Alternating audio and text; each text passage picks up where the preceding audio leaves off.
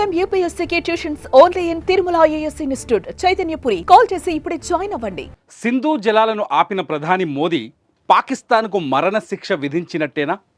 కాదని చెప్పడానికి లేనేలేదు. ఇంకో మాటలో చెప్పాలి అంటే సింధు నీళ్లను ఆపితే చాలు పాకిస్తాన్పై యుద్ధం గెలిచినట్టే.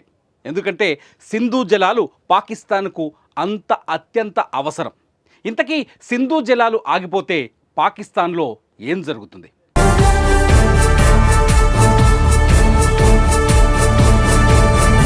సింధు నది పాకిస్తాన్కి జీవనాడి వంటిది. ఎలాంటి ఆటంకం లేకుండా సింధు నదిలో నీరు పారితేనే పాకిస్తాన్ పచ్చగా ఉంటుంది. సింధు నదిలో నీరు ఆగిపోతే పాకిస్తాన్లో 80% వ్యవసాయం ఆగిపోతుంది. ఎందుకంటే పాకిస్తాన్లోని 80% వ్యవసాయం కేవలం సింధు నదిపైనే ఆధారపడి ఉంటుంది.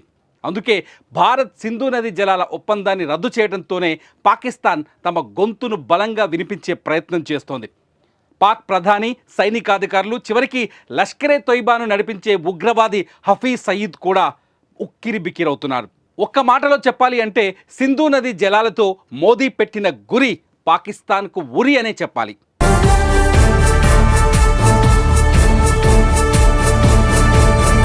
పాకిస్తాన్ ఆర్థిక వ్యవస్థలో వ్యవసాయం చాలా ముఖ్యమైన అంశం. జీడిపిలో 19% వాటా వ్యవసాయానిదే. శ్రామిక శక్తిలో 42.3% వాటా కలిగి ఉంటుంది. గోధుమ, వరి, చెరుకు, పత్తి పాకిస్తాన్లో ప్రధాన పంటలు.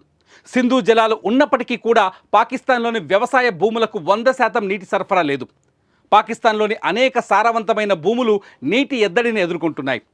సింధు పరివాహక ప్రాంతంలో ప్రవహించే నీటితోనే పాకిస్తాన్లో 80% వ్యవసాయం సాగుతోంది.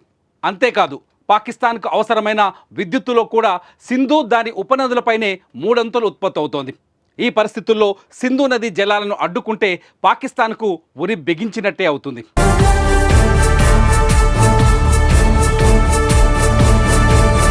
(1960లో ప్రపంచ బ్యాంకు నేతృత్వంలో కుదిరిన సింధు జలాల ఒప్పందం ప్రకారం సింధు పరివాహక ప్రాంతానికి తూర్పున ఉన్న సట్లెజ్, రావి, బియాస్ నదుల నీటిని భారత్ వాడుకోవాలి. అలాగే పశ్చిమాన ఉన్న సింధు, జీలం, చీనాబ్ నదీ జలాల్లో 80% నీటిని పాకిస్తాన్ వాడుకోవాలి. ఇప్పటికీ ఈ నదీ జలాల వినియోగంపై భారత్, పాకిస్తాన్ల మధ్య విభేదాలున్నాయి. భారత్ చేపట్టిన కొన్ని హైడల్ పవర్ ప్రాజెక్టులపై పాకిస్తాన్ తీవ్రమైన అభ్యంతరాలు వ్యక్తం చేస్తోంది. సో ఇప్పుడు గనక ఈ నదీ జలాలను పూర్తిగా భారత్ నిలుపుదల చేస్తే పాకిస్తాన్ పూర్తిగా ఆర్థిక ఇబ్బందుల్లోకి వెళ్తుంది. తీవ్రమైన పరిస్థితులను ఎదుర్కోవాల్సి వస్తుంది. అందుకే మోదీ గురి పాకిస్తాన్కు ఉరిగా మారిందని చెప్పాలి.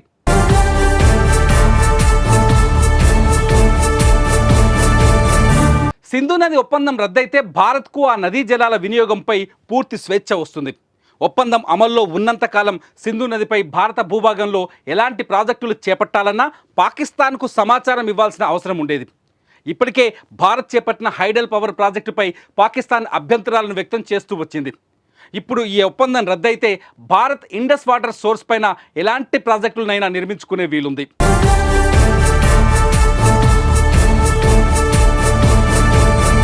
2016లో జమ్మూ కాశ్మీర్లో మిలిటెంట్ల దాడి తర్వాత సింధు నది పరివాహక ప్రాంతంలో రిజర్వాయర్లు, డ్యాంల నిర్మాణాన్ని వేగవంతం చేయాలని భారత్ ప్రయత్నాలు మొదలుపెట్టింది.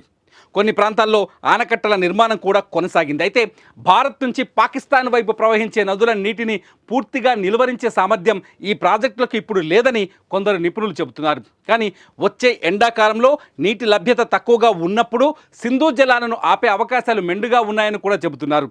సో రానున్న సమ్మర్లో పాకిస్తాన్కి నీటి కష్టాలు ఎదుర్కోవాల్సిన పరిస్థితి ఉంటుందని అంచనా వేస్తున్నారు.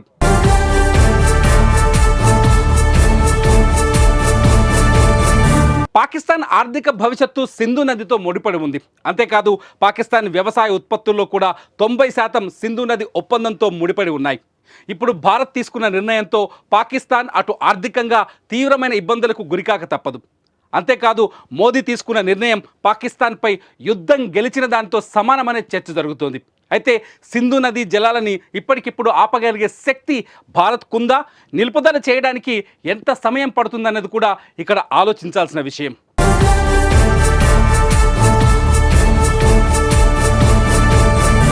ఏది ఏమైనా సింధు నది జలాల ఒప్పందం రద్దు భారత్, పాక్ల మధ్య ఉద్రిక్తతలకు కారణం అవ్వచ్చన్న చర్చ మాత్రం ప్రపంచ వేదికపైకి వెళ్ళిపోయింది.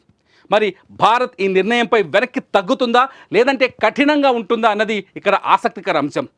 భారత్ నిర్ణయం ఎలా ఉంటే బాగుంటుందో మీరు కూడా ఈ వీడియో కింద కామెంట్ చేయండి.